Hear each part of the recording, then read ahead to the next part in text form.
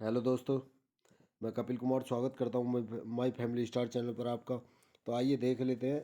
हिंदी की क्लास होने वाली है, हिंदी की बहुत ही इम्पोर्टेंट हिंदी की क्लास होने वाली है। हिंदी हिंदी की क्लास होगी, ये बहुत ही इम्पोर्टेंट होगी यूपी पुलिस के लिए, UPSI, UP triple SC PAT के लिए बहुत ही इम्पोर्टेंट क्लास होने वाली है। फर्स्ट क्लास है, मेरी फर्स्ट क्लास होने वाली है हिंदी की। फर्स्ट क्लास हिंदी की ये 14 अगस्त को आने वाली थी, लेकिन अब 15 अगस्त को आएगी। 15 अगस्त को आएगी ये क्लास, 15 अगस्त को। तो आइए देख लेते हैं क्वेश्चन। और चैनल आपने सब्सक्राइब नहीं किया तो चैनल को कर लें सब्सक्राइब, बेल आइकन को कर लें प्रेस, ताकि आने वाली वीडियो का नोटिफिकेशन आपको मिल सके। तो आइए देख लेते हैं अगले क्वेश्चन के बारे में, फर्स्ट क्वेश्चन के बारे में। तो पहला क्वेश्चन हो जाता है हमारा, फर्स्ट क्वेश्चन हो जाता है, निम्नलिखित प्रश्नों में चार विकल्प दिए में से दिए गए शब्द के सही समास वाला विकल्प चुनिए। सही समास वाला विकल्प चुनिए। चक्रधर में कौन सा समास है? चक्रधर, चक्रधर, चक्र है धर्म है जिसके, या चक्र है अधर्म है जिसके, चक्र धारण किया है जिसने, या चक्र है घर में जिसके। तो इसमें कौन सा हो जाता है? तो इसमें कौन सा हो जाता है? तो इसमें हो जाता है ऑप्शन नंबर सी, चक्र धारण किया है जिसने। चक्र धारण किया है जिसने। इसमें समास की बूझे तो समास हो जाता है बहुब्री, बहुब्री, बहुब्री ही समास हो जाता है। इसमें बहुब्री ही समास हो जाता है। और विष्णु जी के लिए, विष्णु जी के लिए, विष्णु जी के लिए बोला है इन्होंने, चक्र धारण किया है जिसने, वो विष्णु जी के लिए बोला है। और दोनों पद प्रधान न हो और समस्त पद के अर्थ के अतिरिक्त कोई सांकेतिक अर्थ प्रधान हो वह बहुब्री समास कहलाता है। वह बहुब्री समास कहलाता है। तो अगले क्वेश्चन की बात कर लेते हैं, क्वेश्चन नंबर 2 की। क्वेश्चन नंबर 2 हो जाता है हमारा, क्वेश्चन नंबर 2 है, निम्नलिखित प्रश्न में चार विकल्प दिए गए हैं जिसमें से उस विकल्प का चयन करें जो शब्द वाक्य सबसे अच्छा एक शब्द विकल्प है। तो रात में घूमने वाले को क्या कहते हैं? रात में घूमने वाला ब्राह्मणीय, ब्राह्मणीय, तपस्वी, या निशाचर, या अजर। तो इसकी बात करेंगे तो इसको कहते हैं निशाचर। रात में घूमने वाले को कहते हैं निशाचर। और बात करें अजर की, जो कभी बूढ़ा ना हो, जो कभी कभी बूढ़ा बूढ़ा ना हो, बूढ़ा ना हो, जो कभी बूढ़ा ना हो उसे अजर कहते हैं। अजर, अजर। तपस्वी कहते हैं तपस्या करने वाला, तपस्या करने वाला। तो अगले क्वेश्चन की बात कर लेते हैं, क्वेश्चन नंबर 3 की। क्वेश्चन नंबर 3 हो जाता है, निम्नलिखित प्रश्न में चार विकल्प दिए गए हैं जिसमें से एक शब्द दिए हैं अनेकार्थी शब्द का एक अर्थ है, उस अर्थ मतलब उस शब्द को चुने, उस शब्द को चुने। मुद्रा का अर्थ क्या होता है? मुद्रा का अर्थ क्या होता है? रूप, या पर्वत, या भाग, या गोद। तो इसका क्या हो जाता है मुद्रा का? तो इसका हो जाता है रूप, इसका हो जाता है रूप। रूप के अतिरिक्त बनावट भी होता है इसका, बनावट, बनावट भी होता है, बनावट, बनावट भी बोलते हैं इसको। आकार भी बोला जाता है इसको, आकार, आकार भी बोला जाता है इसको। और बात करें, मुद्रा के अनेकार्थी शब्द हैं ये, मुद्रा के अनेकार्थी शब्द, रूप, बनावट, आकार, ये सब मुद्रा के अनेकार्थी शब्द हैं। तो अगले क्वेश्चन की बात कर लेते हैं, अगले क्वेश्चन की, क्वेश्चन नंबर 4 की। क्वेश्चन नंबर 4 हो जाता है हमारा, निम्नलिखित प्रश्न में चार विकल्पों में से सही कर्ता कारक को पहचानिए। रोहन ने हॉकी खेली, रोहन ने हॉकी खेली। तो बात करें, रोहन इसमें करता है, कर्ता बूझा है, इसमें कर्ता कारक कौन है? इसमें कर्ता कारक तो बात करेंगे रोहन, या ने, या खेली, या हॉकी। तो इसमें कर्ता कारक कौन हो जाता है? ये हो जाता है रोहन। रोहन हो जाता है किसी के द्वारा किया गया कार्य, वो मनुष्य ही कर्ता होता है, कर्ता, कर्ता होता है। जिस रूप से क्रिया के करने वाले का बोध होता है वह कर्ता कारक कहलाता है। प्रस्तुत वाक्य में रोहन करता है, रोहन कर्ता हो जाता है, कर्ता। कर्ता हो जाता है रोहन। तो अगले क्वेश्चन की बात कर लेते हैं, क्वेश्चन नंबर 5 की। क्वेश्चन नंबर 5 हो जाता है हमारा, नीचे दिए गए प्रश्न का सही विकल्प पहचानिए। कर्ता का क्या अर्थ होता है? कर्ता का क्या अर्थ होता है? कर्ता का, तो कर्ता का क्या अर्थ होता है इसे पहचानेंगे आप। तो जो संबंध जोड़े या जो कार्य करे या जिससे काम हो, जिसका काम हो, तो इसका कौन सा हो जाता है? ये हो जाता है जो कार्य करे वो कर्ता कहलाता है। कर्ता, कर्ता कहलाता है जो कार्य करे उसको कर्ता कहते हैं। जैसे उदाहरण, अध्यापक ने छात्रों को पढ़ाया। अध्यापक, अध्यापक ने छात्रों को पढ़ाया, ने छात्रों को पढ़ाया, पढ़ाया, पढ़ाया। तो किसने पढ़ाया? अध्यापक ने। किसको? छात्रों को। तो इसमें कर्ता कौन हुआ? ये हुआ अध्यापक। अध्यापक, अध्यापक ने पढ़ाया छात्रों को। इसमें अध्यापक मतलब अध्यापक कर्ता कारक हो गया, कर्ता कारक, कर्ता। तो अगले क्वेश्चन की बात कर लेते हैं, अगले क्वेश्चन की। क्वेश्चन नंबर 6 हो जाता है हमारा, निम्नलिखित प्रश्न में 4 विकल्पों में से दिए गए वाक्य का सही काल वाला विकल्प पहचानिए। आज वर्षा होगी। आज वर्षा होगी। आज वर्षा होगी सामान्य वर्तमान काल या संभाव्य वर्तमान काल या सामान्य भविष्य काल या भूतकाल। तो ये कौन सा हो जाता है इसमें? इसमें कौन सा हो जाता है? तो ये संभाव्य वर्तमान काल हो जाता है। संभाव्य वर्तमान काल हो जाता है, संभाव्य वर्तमान काल। उदाहरण है इसका, उदाहरण, उदाहरण देखें इसका। मतलब इसकी बात करें, किसी क्रिया के पूरे होने की संभावना वर्तमान समय में होती है, वर्तमान समय में होती है, वर्तमान समय में। और बात करें प्रश्न के अन्य जो वर्तमान सामान्य वर्तमान काल कहते हैं, मतलब किसे अपूर्णता का पता न चले उसे, उसे क्या कहते हैं? मतलब कहते हैं सामान्य वर्तमान काल कहते हैं। जैसे हवा चलती है, सामान्य वर्तमान काल के उदाहरण है हवा, हवा चलती है, हवा चलती है, हवा चलती है। सीता पढ़ती है, जैसे कार्य का पूरा ना होने का बोध कराती है, तो उसे सामान्य वर्तमान काल कहते हैं। और बात करें सामान्य भविष्य काल की, तो सामान्य भविष्य काल की बात करें तो इसके उदाहरण हैं मोहन आएगा जाएगा, मोहन, मोहन जाएगा, मोहन जाएगा।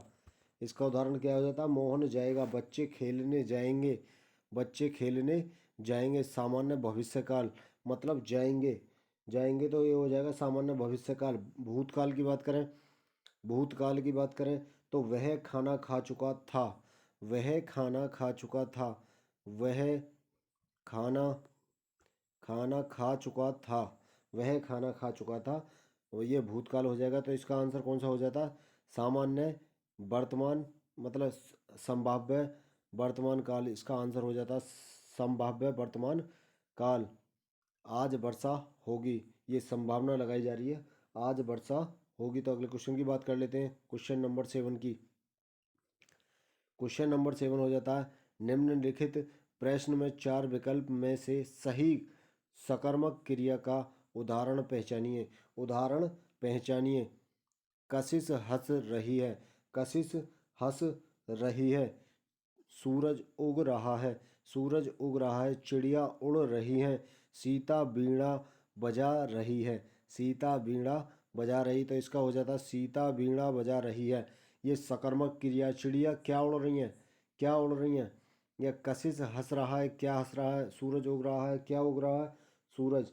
तो बात करेंगे सीता बीड़ा बजा रही है, ये सकर्मक क्रिया हो जाती है। सकर्मक क्रिया कर्म के साथ, अर्थात कर्म के साथ।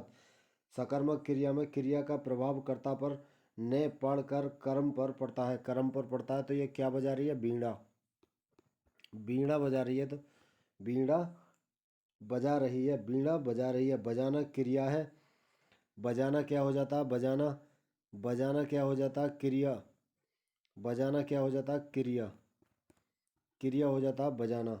और बात करें फल, कर्ता पर ने पढ़कर कर्म पर पड़ता है। कर्म क्या क्या कर रही है? बीड़ा बजा रही है, अतः सकर्मक क्रिया है ये। सकर्मक क्रिया हो जाती है, सकर्मक क्रिया, सकर्मक क्रिया इसमें हो जाती है। सीता वीणा बजा रही है। तो अगले क्वेश्चन की बात कर लेते हैं, क्वेश्चन नंबर 8 की।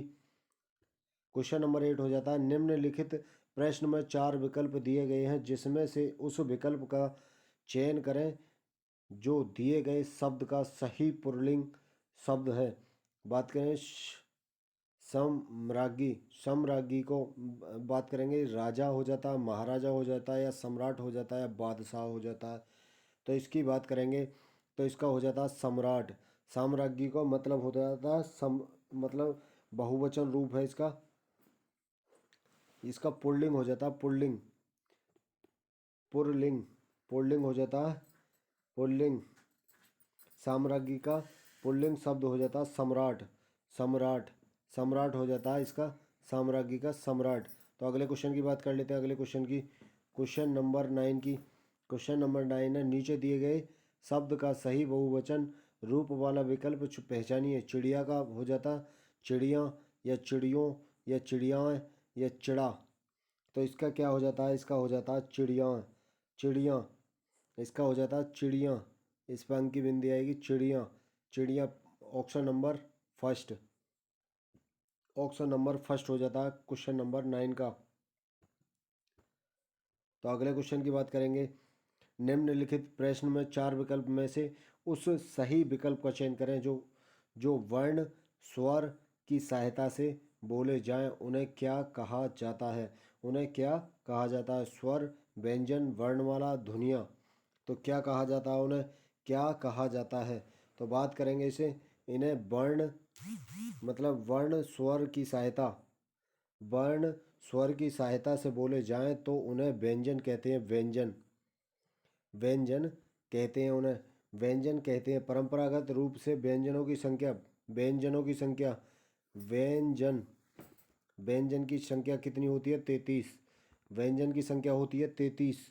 और बात करें डे और ढे को जोड़ देने पर इनकी संख्या 35 हो जाती है। डे, डे और ढे को जोड़ने पर इनकी संख्या 35 हो जाती है, व्यंजनों की संख्या 35 हो जाती है, 35। तो अगले क्वेश्चन की बात कर लेते हैं, अगले क्वेश्चन की, क्वेश्चन नंबर हो जाता है 11, क्वेश्चन नंबर 11 हो जाता है। तो क्वेश्चन नंबर 11, निम्नलिखित प्रश्न में 4 विकल्प दिए गए हैं, जिनमें से उस सही विकल्प का चयन करें जो बताता है कि व्यंजन को स्वर रहित दिखाने के लिए किस चिन्ह का उपयोग किया जाता है। अनुस्वार, या अनुनासिक, या हलंत, या स्वर। तो किसका प्रयोग किया जाता है? तो इसका आंसर देंगे सभी, किसका प्रयोग किया जाता है, किसका प्रयोग किया जाता है? तो इसमें बात करेंगे किसका प्रयोग किया जाता है, तो बात करेंगे इसकी, तो इसमें किया जाता है हलंत, हलंत का प्रयोग किया जाता है, हलंत। जैसे बात करें उदाहरण की, तो के की बात करें, ये इसे हलंत रहित बनाना है हमें, तो इसे बात करेंगे के पे रे उड़ा देंगे, और बात करें प्लस ए, प्लस ए जब बनेगा ये पूरा के, फिर बनता है के। और चे की बात करें, चे, चे में हलंत लगाएंगे तो ए बाहर आ जाएगा, ए बाहर।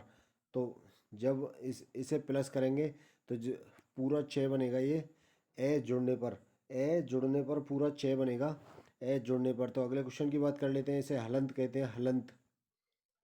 तो अगला क्वेश्चन है हमारा, निम्नलिखित प्रश्न में 4 विकल्पों में से संज्ञा शब्द से बनने वाला सही विशेषण शब्द वाला मतलब शब्द वाला विकल्प चुनिए। शक्ति का, शक्ति का विशेषण क्या हो जाता है, शक्ति का विशेषण क्या हो जाता है? तो शक्तिवर्धक, या शक्तिशाली, या शक्तिरोधक, या सशक्त। तो ये शक्तिशाली हो जाता है, शक्तिशाली हो जाता है इसका, शक्तिशाली, शक्तिशाली हो जाता है इसका विशेषण, विशेषण हो जाता है शक्तिशाली। तो अगले क्वेश्चन की बात कर लेते हैं, क्वेश्चन नंबर 13 की। तो क्वेश्चन नंबर 13 है, निम्नलिखित प्रश्न में दिए गए विकल्पों में से रेखांकित शब्द के आधार पर सर्वनाम के सही भेद को पहचानिए। कोई आपसे मिलने आया है, अनिश्चय वाचक सर्वनाम, या प्रश्नवाचक सर्वनाम या संबंधवाचक सर्वनाम या निजवाचक सर्वनाम। तो इसका क्या हो जाता है, इसका क्या हो जाता है, तो बात करेंगे अनिश्चयवाचक सर्वनाम। अनिश्चयवाचक सर्वनाम हो जाता है इसका अनिश्चयवाचक सर्वनाम। कोई में से अन्य अन्य जिसका पता ना हो, कोई अनिश्चयवाचक सर्वनाम हो जाता है, सर्वनाम हो जाता है। तो बात करें इसकी, जिस सर्वनाम से किसी निश्चित वस्तु या व्यक्ति का बोध न हो उसे अनिश्चय वाचक सर्वनाम कहते हैं। जैसे कोई, जिसके लिए लगाते हैं कोई, कोई कुछ, कोई कुछ, कुछ, कोई कुछ, कोई कुछ आदि, इसे लगाया जाता है, लगाया जाता है। उदाहरण से, ऐसा न हो कि कोई आ जाए, ऐसा न हो, ऐसा ऐसा न हो कि कोई आ जाए। तो इसमें कौन सा हो जाता है, अनिश्चयवाचक सर्वनाम हो जाता है, अनिश्चयवाचक सर्वनाम, अनिश्चयवाचक सर्वनाम हो जाता है। तो अगले क्वेश्चन की बात कर लेते हैं, क्वेश्चन नंबर 14 की। क्वेश्चन नंबर 14 हो जाता है हमारा, अयोध्या सिंह उपाध्याय हरिओद जी की प्रसिद्ध रचना कौन सी है।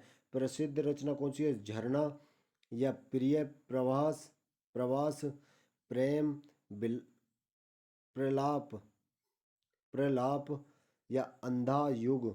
तो इसकी बात करेंगे कौन सी है इनकी, तो प्रिय प्रवास, प्रिय प्रवास इनकी रचना है, प्रिय प्रवास, प्रिय प्रवास इनकी रचना हो जाती है, प्रिय प्रवास। और बात करें, प्रिय प्रवास आधुनिक हिंदी साहित्य का प्रथम सफल महाकाव्य है, महाकाव्य, महाकाव्य है ये, प्रथम हिंदी का महाकाव्य है। तो बात करें, 17 भागों में विभक्त है ये, 17 भाग हैं इसके, 17 भाग, 17 भाग हो जाते हैं इसके। और बात करें इसकी रचना काल में, 1900 1909 1909 से 1913 तक इसकी रचना काल, 1909 से 1913 तक इसका रचना काल है, रचना काल हो जाता है। तो अगले क्वेश्चन की बात कर लेते हैं, क्वेश्चन नंबर 15 की। क्वेश्चन नंबर 15 हो जाता है हमारा, निम्नलिखित प्रश्न में 4 विकल्पों में से उस सही विकल्प का चयन करें जो बताता है कि फणीश्वर नाथ रेणु द्वारा रचित उपन्यास कौन सा है। मधुशाला या मेला आंचल या मुद्राक्षस या मृगनयनी, या मृगनयनी। तो मेला आंचल की बात करें तो उपन्यास हो जाता है फणीश्वर, फणीश्वर नाथ रेणु द्वारा रचित है कौन सा, मेला आंचल, मेला आंचल हो जाता है, मेला आंचल मतलब इनके द्वारा रचित है ये उपन्यास। और बात करें मधुशाला, तो इनका हो जाता है कविता कोश, कविता कोश, मधुशाला, कविता कोश, कविता कोश, कविता कोश मधुशाला के हो जाते हैं, कविता कोश मधुशाला के। और बात करें इनकी, मधुशाला और हरिवंश राय बच्चन मृक्ष, मुद्राक्षस, मुद्राक्षस के हो जाते हैं हरिवंश, हरिवंश, हरिवंश राय बच्चन, राय बच्चन हो जाते हैं किसके, मुद्राक्षस के। मृगनयनी की बात करें तो वृंदावन लाल वर्मा, वृंदावन लाल वर्मा, वृंदावन लाल वर्मा, वृंदावन लाल वर्मा, वर्मा हो जाते हैं इसके। तो बात करें इसका आंसर कौन सा हो जाता है, मेला आंचल किसका हो जाता है, फणीश्वर नाथ रेणु द्वारा रचित है मेला आंचल। मधुशाला कविता कोश। और बात करें मुद्राक्षस हरिवंश नारायण, हरिवंश हरिवंश राय बच्चन के द्वारा। और वृंदा लाल वर्मा, वृंदा लाल वर्मा हो जाती है मृगनयनी। तो अगले क्वेश्चन की बात कर लेते हैं, क्वेश्चन नंबर 16 की। क्वेश्चन नंबर 16 हो जाता है हमारा, निम्नलिखित प्रश्न में 4 विकल्पों में से उस सही विकल्प का चयन करें जो बताता है कि इनमें से कौन सी मीराबाई द्वारा रचित रचना नहीं है। मीराबाई द्वारा रचित रचना नहीं है इनमें से। तो इनमें से बात करेंगे, राग गोविंद या गीत गोविंद या राग सोरठ के पद या वैदेही वनवास। तो कौन सा नहीं है इनमें से, कौन सा नहीं है, कौन सा नहीं है? तो गीत गोविंद नहीं है, गीत गोविंद नहीं है, गीत गोविंद नहीं है। राग गोविंद, राग सोरठ के पद, वेदेही, वनवास, ये सब है इनके। और बात करें गीत गोविंद की तो ये जयदेव की हो जाती है, जयदेव, जयदेव, जयदेव की हो जाती है, जयदेव की हो जाती है। काव्य रचना है इनमें श्री कृष्ण, जयदेव की बात करें, इनमें श्री कृष्ण और राधा रानी के प्रेम का वर्णन है। श्लोक, गद्य और गीत के मिले जुले प्रयोग द्वारा काव्य अनुपम रचना रचना की दृष्टि हुई है। राग गोविंद की बात करें तो ये राग, राग सोरठ के पद तथा वैदेही वनवास मीराबाई द्वारा रचित हैं, कृतियां हैं ये, कृतियां, कृतियां, कृतियां हैं मीराबाई द्वारा रचित ये तीनों। बात करें अगले क्वेश्चन की, अगला क्वेश्चन हो जाता है हमारा क्वेश्चन नंबर 17। माखनलाल चतुर्वेदी को किस रचना के लिए साहित्य अकादमी पुरस्कार दिया गया था? हिम तरंगिणी, या समर्पण, या युग चरण, या माता? तो किसके लिए दिया गया था? तो बात करें किसके लिए दिया गया था, तो हिम तरंगिणी, हिम तरंगिणी के लिए दिया गया था। हिम तरंगिणी 1955 में, 1955, हिम तरंगिणी 1955 में साहित्य अकादमी पुरस्कार दिया गया था। ये भारत के ख्याति प्राप्त कवि, लेखक, पत्रकार थे जो सरल भाषा और ओजपूर्ण भावनाओं के अनूठे रचनाकार थे, रचनाकार थे माखनलाल चतुर्वेदी, माखनलाल चतुर्वेदी। तो अगले क्वेश्चन की बात करते हैं। अगले क्वेश्चन की हमारा क्वेश्चन हो जाता है क्वेश्चन नंबर 18। क्वेश्चन नंबर 18 हो जाता है वशीकृत, वशीकृत शब्द का समानार्थी शब्द बताइए। समानार्थी विकल्प, समानार्थी विकल्प शब्द विकल्प में से पहचानिए, पहचानिए। तो इसका हो जाता है ख्याति, या मंत्रमुग्ध, या उल्लेखनीय, या सैलानियों। तो इसका हो जाता है मंत्र, मंत्रमुग्ध, मंत्रमुग्ध, वशीकृत, वशीकृत मंत्रमुग्ध हो जाता है इनका, मंत्रमुग्ध हो जाता है। तो अगले क्वेश्चन की बात कर लेते हैं क्वेश्चन नंबर 19 की। क्वेश्चन नंबर 19 हो जाता है हमारा निम्नलिखित प्रश्न में चार विकल्पों में से उस सही विकल्प का चयन करें जो दिए गए पद के उचित अलंकार रूप का सबसे अच्छा विकल्प है। भिखारिन को देखकर पट देत बार बार, पट देत बार बार, श्लेष अलंकार, या अतिशयोक्ति अलंकार, या रूपक अलंकार, या उत्प्रेक्षा अलंकार? तो कौन सा हो जाता है इसमें? इसकी बात करेंगे तो श्लेष अलंकार हो जाता है, श्लेष अलंकार, श्लेष अलंकार हो जाता है इसमें। जहाँ वाक्य में एक शब्द केवल एक ही बार प्रयुक्त हो लेकिन इस शब्द के एक से अधिक अर्थ निकले, एक से अधिक अर्थ निकले, एक से अधिक अर्थ निकले, श्लेष अलंकार कहलाता है, श्लेष अलंकार कहलाता है। इसका अर्थ की बात करें वस्त्र, पट की बात करें, पट, पट की बात करें तो एक बार तो वस्त्र के लिए प्रयोग किया गया है, एक बार किवाड़ के लिए, अतः यह श्लेष अलंकार है, श्लेष अलंकार है। तो अगले क्वेश्चन की बात कर लेते हैं। अगले क्वेश्चन की, अगला क्वेश्चन हो जाता है क्वेश्चन नंबर 20।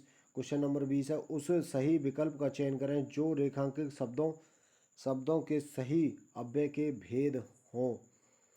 सबने उसे बुरा कहा लेकिन वह अच्छा बना, लेकिन वह अच्छा बना। विस्मयादि बोधक, या संबंध बोधक अव्यय, या समुच्चय बोधक अव्यय, या क्रिया विशेषण अव्यय? तो इसमें कौन सा हो जाता है? इसमें कौन सा हो जाता है? इसमें कौन सा हो जाता है? लेकिन, लेकिन के लिए पूछा, लेकिन क्या है इसमें? तो ये हो जाता है समुच्चय बोधक अव्यय, समुच्चय बोधक अव्यय हो जाता है लेकिन, समुच्चय बोधक अव्यय। जो अव्यय जो दो शब्दों और वाक्यों और दो पदबंधों या दो वाक्यों को जोड़ते हैं, जोड़ते हैं, जोड़ते हैं, जोड़ते हैं,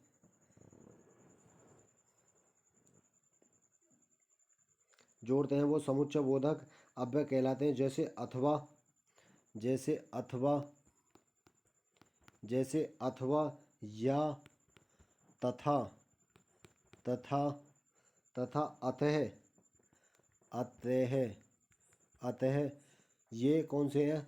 ये कौन से समुच्चय बोधक अव्यय हैं? ये समुच्चय बोधक अव्यय। तो अगले क्वेश्चन की बात कर लेते हैं। अगले क्वेश्चन की, अगला क्वेश्चन हो जाता है 21। क्वेश्चन नंबर 21, उस सही विकल्प का चयन करें जो अशुद्ध वाक्य के शुद्ध रूप का सबसे अच्छा विकल्प है। सबसे अच्छा विकल्प है विद्यालय में बाएं बड़ा सा मैदान है। विद्यालय के बाएं बड़ा मैदान है। विद्यालय की बाईं ओर बड़ा मैदान है। विद्यालय में बड़ा सा मैदान है। विद्यालय के बाएं बड़ा सा मैदान है। तो इसमें कौन सा होगा? विद्यालय की बाईं ओर बड़ा सा मैदान है। विद्यालय की ओर बड़ा सा बाईं ओर मैदान है, मतलब बाईं ओर बड़ा सा मैदान है। तो ऑप्शन नंबर बी इसका करेक्ट आंसर हो जाएगा। करेक्ट आंसर हो जाएगा बी। तो अगले क्वेश्चन की बात करें, क्वेश्चन नंबर 22, उस सही विकल्प का चयन करें जो बताता है कि जहाँ छंद में सभी चरण समान होते हैं उसे क्या कहा जाता है। उसे क्या कहा जाता है? विषम मात्रिक छंद, अर्धमात्रिक छंद, सममात्रिक छंद या मात्रिक छंद। तो ये होते हैं सममात्रिक छंद। इन्हें कहते हैं सममात्रिक छंद। सममात्रिक छंद कहा जाता है।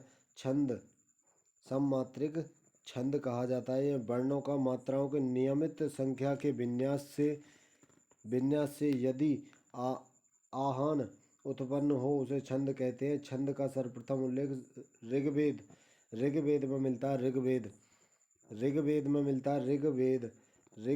मिलता है छंद का उल्लेख सर्वप्रथम ऋग्वेद में मिलता है छंद का। बात करें अगले क्वेश्चन की। अगला क्वेश्चन हो जाता है उस सही विकल्प का चयन करें जो दिए गए मुहावरे का सही अर्थ वाला विकल्प है। घट घट का पानी पीना। घट घट का पानी पीना, प्यास बुझाना, खुशी मनाना, लज्जित होना, बहुत अनुभवी होना। बहुत अनुभवी होना, तो इसका हो जाता बहुत अनुभवी होना। इसका हो जाता बहुत अनुभवी होना। घट घट का पानी पीना, ये उदाहरण है इसका। इस बुढ़िया ने घाट घाट का पानी पिया हुआ है, वह तुम्हारी बातों में नहीं आएगी। तुम्हारी बातों में नहीं आएगी, तो इसका उदाहरण हो जाता है इस बुढ़िया ने घाट घाट का पानी पिया है, तुम्हारी बातों में नहीं आने वाली।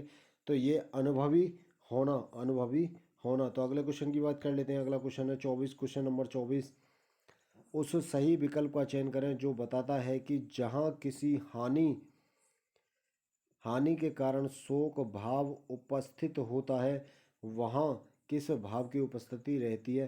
तो हास्य की या वीर की या वात्सल्य या करुण। तो इसकी बात करेंगे, ये बताएंगे आप किसकी उपस्थिति रहती है वहाँ। तो किसकी उपस्थिति रहती है? शोक का भाव हो जहाँ, वहाँ करुण रस की उपस्थिति रहती है। करुण की उदाहरण थे, इसका उदाहरण है रही खरकती हाय सूल सी पीड़ा उर में दशरथ के गलानी त्रास वेदना विमंडित साप कथा वे कह न सके। तो ये मतलब हानि, जहाँ हानि होने का भाव हो तो वहाँ करुण रस। तो अगले क्वेश्चन की बात कर लेते हैं, क्वेश्चन नंबर 25 की। क्वेश्चन नंबर 25 है उस विकल्प का चयन करें जो निर्देशानुसार वाक्य परिवर्तन वाला सही विकल्प है। राधा स्कूटी चला रही है। राधा स्कूटी चला रही है। राधा से स्कूटी चलाई जाती है। राधा से स्कूटी चलाई जाती है। राधा स्कूटी चलाई या राधा चलाई या राधा स्कूटी चलाई। तो इसकी बात करेंगे, इसमें भाववाच्य हो जाता है। भाववाच्य हो जाता है इसमें। और बात करें, इसका आंसर हो जाता है राधा से स्कूटरी चलाई जाती है। राधा से स्कूटरी चलाई जाती है। अगला क्वेश्चन देख लेते हैं। अगले क्वेश्चन की बात करते हैं। अगला क्वेश्चन क्या हो जाता है? अगला क्वेश्चन है 26वां, कौन सा विकल्प उद्धरण चिन्ह का है? उद्धरण चिन्ह का है। पद्मश्री, श्रीमती, श्यामा, चोना या माँ ने कहा बेटा सदा उन्नति करो, वाह कितना मज़ा आ रहा है, तुम्हारी परीक्षा कब से शुरू है। तो बात करेंगे उद्धरण चिन्ह की। उद्धरण चिन्ह होते हैं ये वाले, उद्धरण चिन्ह होते हैं ये वाले। तो इसमें क्या है, बी आंसर है, बी। बी आंसर हो जाता है इसका, उद्धरण चिन्ह बी आंसर हो जाता है। बात करें उद्धरण चिन्ह की तो ये हो जाता है मधुशाला। मधुशाला हरिवंश राय बच्चन की वो है मधुशाला।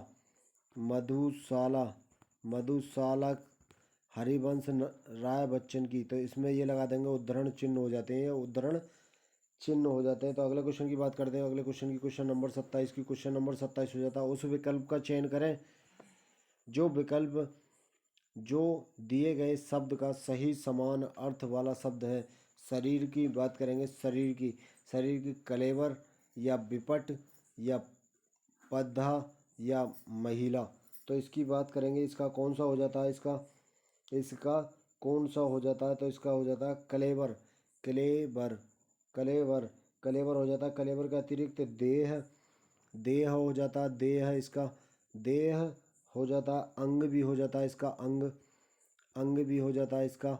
और बात करें बपू, बपू भी हो जाता है इसका, बपू भी हो जाता है। गात भी हो जाता है, गात, गात भी बोलते हैं शरीर के लिए। और तनु भी बोलते हैं, तनु, तनु भी बोला जाता है। और गात्र भी बोला जाता है, गात्र, गात्र भी शरीर के लिए बोलते हैं। और काया भी बोलते हैं शरीर के लिए, काया, काया को भी बोला जाता है, काया शरीर के लिए भी बोला जाता है, काया भी बोला जाता है। शरीर के समानार्थी शब्द हैं ये। और बात करें विपट के लिए समानार्थी शब्द, विपट, विपट के लिए, विपट के लिए हो जाता है तरु, तरु, पेड़, पेड़ इसके समानार्थी हो जाते हैं, पेड़, पादप, पादप, पादप हो जाता है पेड़ का, पेड़ का पादप। साखी, साखी भी हो जाता है, साखी, साखी भी हो जाता है, साखी। तो अगले क्वेश्चन की बात करेंगे, क्वेश्चन नंबर 28 की। क्वेश्चन नंबर 28 हो जाता है हमारा उस विकल्प का चयन करें जो सही विकल्प है। उपसर्ग और प्रत्यय दोनों ही शब्द नहीं है, शब्द नहीं डैश डैश डैश होते हैं। तो क्रिया में या अव्यय में या शब्दांश या सर्वनाम में। तो इसकी बात करेंगे ये किस में नहीं होते, किस में नहीं होते। तो इसकी बात करेंगे ये अव्यय में होते हैं, अव्यय में नहीं होते, अव्यय में नहीं होते। लिंग वचन पुरुष कारक आदि के कारण उन्हें कोई विकार नहीं आता, अव्यय कहलाते हैं, अव्यय कहलाते हैं। जिनमें कोई विकार, विकार ना हो, विकार ना हो, अव्यय कहलाते हैं, अव्यय, अव्यय कहलाते हैं। तो अगले क्वेश्चन की बात कर लेते हैं, क्वेश्चन नंबर 29 की। क्वेश्चन नंबर 29 हो जाता है हमारा, क्वेश्चन नंबर 29 निम्नलिखित प्रश्न में 4 विकल्प में से उस विकल्प का चयन करें जो प्रत्यय से नहीं बना, प्रत्यय से नहीं बना। बात करेंगे शिष्य की, शिष्य की बात करें, शिष्य, शिष्य में प्लस आ जोड़ा गया, शिष्य में आ जोड़ा गया जब बना शिष्य। शेरनी की बात करें, शेर में, शेर में प्लस नी जोड़ा गया, नी, इसमें भी प्रत्यय है। और दया, दया, दया की बात करें प्लस दया में जोड़ा गया इसमें, दया में।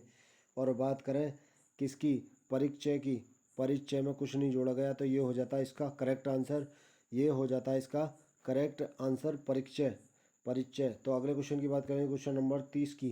क्वेश्चन नंबर 30 हो जाता है 4 विकल्प दिए गए हैं जिनमें से एक शब्द का सही तद्भव रूप है मक्षिका, मक्षिका, तत्सम रूप है मक्षिका।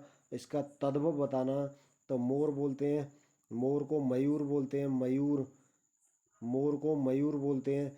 भौरा, भौरा कली, अली बोलते हैं। मेंढक, मेंढक हो जाता है, या फिर मक्खी हो जाता है। तो इसका हो जाता है मक्खी, मक्खी हो जाता है मक्षिका का, मक्खी हो जाता है मक्षिका का, मक्खी। तो अगले क्वेश्चन की बात कर लेते हैं, क्वेश्चन नंबर 31 की।